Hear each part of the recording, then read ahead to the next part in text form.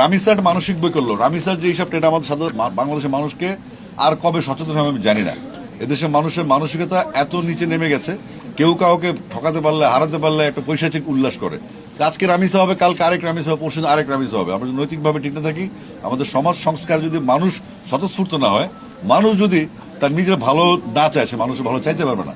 তো সুতরাং এই রামিসার ঘটনাটা কোনো বিচ্ছিন্ন ঘটনা নয়, এটা ট্র্যাডিশনে পরিণত হয়েছে। এটা শুধু পত্রিকায় আসছে বা মিডিয়াতে আসার কারণে আমরা দেখেছি। এরকম অহরহ ঘটনা ঘটছে যেটা কোনো বিচার হচ্ছে না। এই বিচারহীনতার সংস্কৃতি থেকে বের হতে হবে।